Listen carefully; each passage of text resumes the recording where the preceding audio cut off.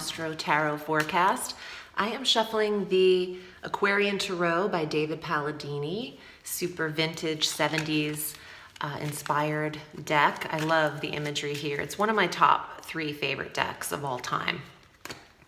What a month, and you are the star. I can't believe the energy you're receiving. Now, I'm not just talking about Saturn and Pluto, because I know you're over them.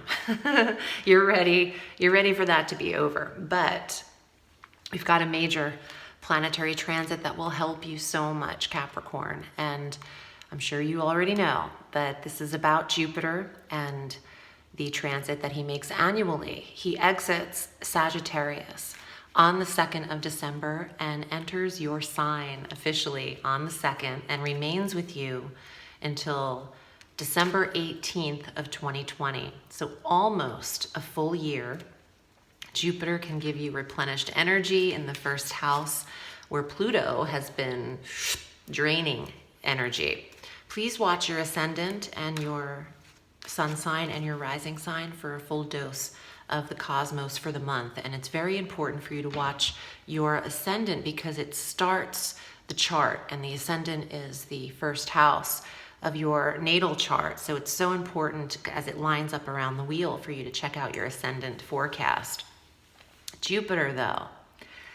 Jupiter, benevolence, prosperity, happiness, uplifting energy, feeling like there is a light and not such a depressive cloud with Pluto and then Saturn the last 2 to 2.5 years in this area, or is it 2?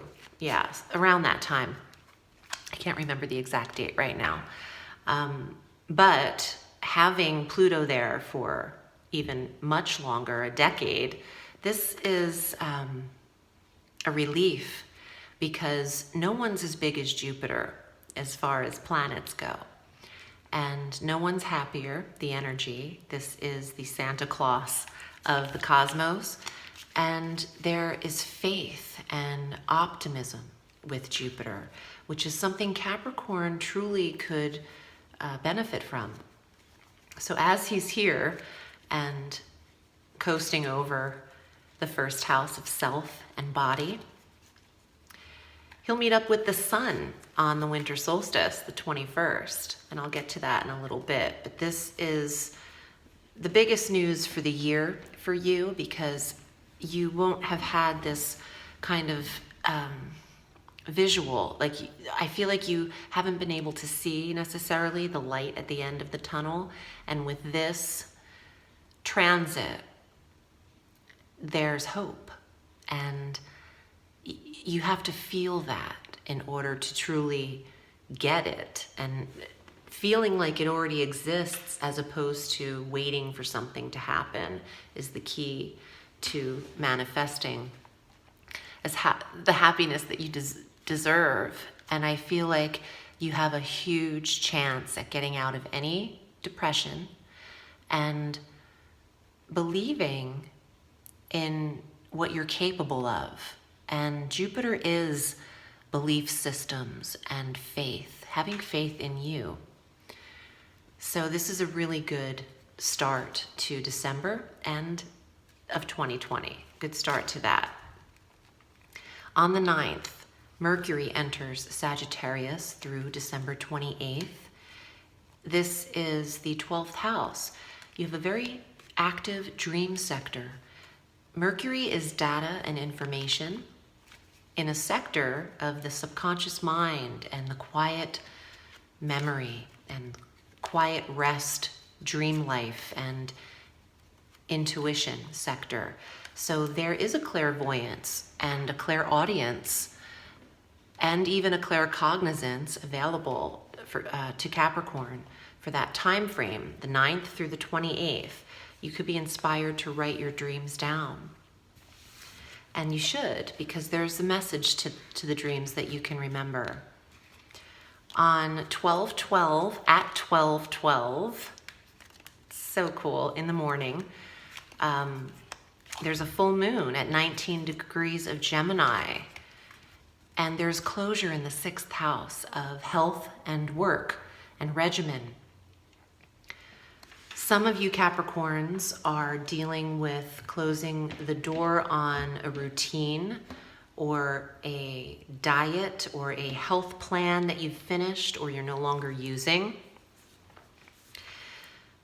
I don't like one thing here, which could be full moons bring, in the 6th, bring an awareness to pets that are ill and are, needing to transition into the next life. So for those ailing older pets, this full moon on the 12th and the eclipse on Christmas could see them transitioning into the time where they need to go to doggy or kitten heaven. And I don't hope that for anyone, but that's one way to determine that full moon positioned there. There's also something that needs to be seen in your diet and health. And when the full moon is at the biggest, the shining culmination in the 6th house, there's an awareness here, and you'll know internally what you need to work on. And some of you are putting to bed a chore or a task with work or in your schedule for the day because there is a closure afforded to this full moon. On the 15th, circle that day. Wow, this is going to be big for love for you. Not for everyone, but for everyone. Jupiter will be trining Uranus. They're both at an exact 2 degrees. And this trine, this harmonious filtered energy between the two planets in earth signs, Jupiter in a newly staged here, Capricorn, and then Uranus in Taurus. That's the 1st house and the 5th house of true love and romance.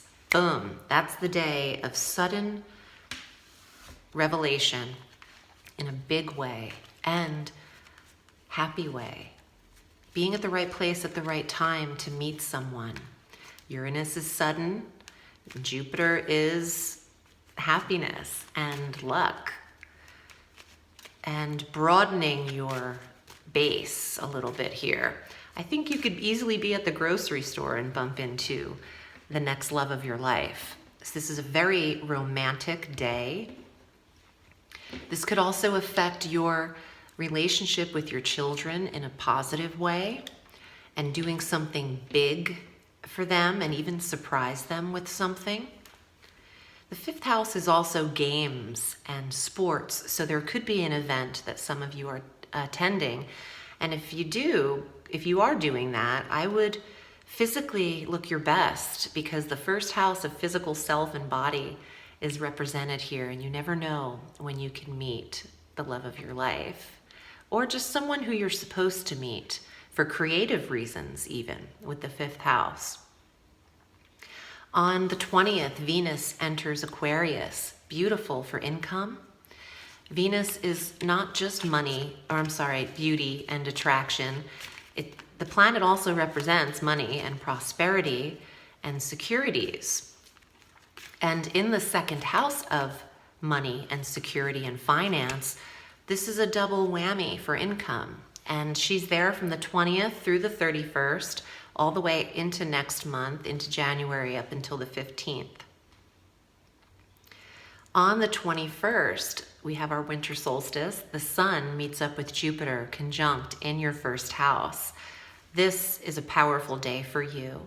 And now the sun and Jupiter work together against Pluto and Saturn, the two malefic energies and then the benevolent energies. They're going at it, but not really, because Jupiter is never about war and neither is the sun, but it's almost as if they've got 2 and 2. And your odds now to get balanced and feel a cloud lifted off of you, it's just better than it's ever been, the odds here for that, for feeling a sense of relief. We have our Christmas eclipse, new moon, solar eclipse at 4 degrees of Capricorn. This is your eclipse too, so get prepared. This is it. Fresh landscapes, fresh starts for you. The eclipse is super early on the 26th in the morning, depending on what part of the world you're at. Some people receive it on Christmas though, and I like saying Christmas eclipse. This is a time for Capricorn to shed your skin and release the old wounds. You're not your past. You are not what you came from. So live each day presently, not from, oh, well, this happened to me, this happened to me. None of it's happening to you in the current. So I wouldn't include it on your reel of life, of what you're pitching to people, what you're saying to people. Just take it out of your head and vocabulary entirely, any negative energies of what you used to come from, because it's not even real anymore. It's all an illusion. Let's see what's here for you, Capricorn. And if you'd like a private reading, this might be the month to book it. I am having a Thanksgiving special. And between now and the end of this month, on the 30th, if you book a 45-minute reading with me, you'll receive a full 60-minute Astro Tarot reading at the price of just a 45-minute tarot reading. So that's an option for you there. Let's see what your cards are, Capricorn. Of course, the fresh new landscape, the Fool, the Zero, starting new. There's an eclipse in your sign. There's the most benevolent planet we have in the cosmos in your sign, and the sun is with Jupiter. It's time to clear the road ahead, not deal with the road from the past. Speaking of crossroads, Two of Swords. Which way are you going to go? Are you going to go to the future? Or are you going to go to the past? And also, for just a directional card, take your time. I'm her. I'm the woman on the Two of Swords. Take your time with your decisions. Use this last month. Use these 4 weeks and plot your course, is what I'm hearing.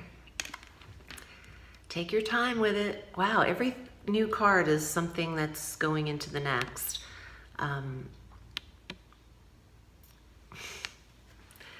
4. It looks like the number 4 to me. 4 weeks. Chill. Hangman. Take your time with it. 4 weeks. Amazing. Well, you've got the angels with you. Judgment. And, Saturn and Pluto combination has been a hell of a judge and a jury. But the Judgment card is about the larger forces that govern all events, and God, angels, archangels. You've got a second chance. I want to say you have a resuscitation and you're revived. You have a second chance at life. Two of Swords, second chance. You have to decide. To decide to cut into two. Decide. Okay. Incision. What am I getting? Oh, decision. Okay, so you have options. And I'm hearing all these words, but you have a decision to make and you have options to make. And one of your decisions is to move forward or not. And I think you should. You should always move forward. It could take you a little minute to download what you need to. 4 weeks time is what I said when this came up. And then I'm thinking, yeah, that looks like a 4. But look at these major arcana cards that are present for you. The Fool, the Hangman, and Judgment. You are going through major changes, and this will be one of the better years that you've had coming up in 2020, as opposed to what you've been dealing with. And I think in this reading, it's really strong message regarding letting go of what has occurred to you in the past, and the way you're thinking about that, and perhaps attaching yourself to that story. If you need private guidance, I'm at audreyalison.com. I'm wishing you a beautiful holiday, Capricorn. Remember, the sky is limitless, so reach for the stars.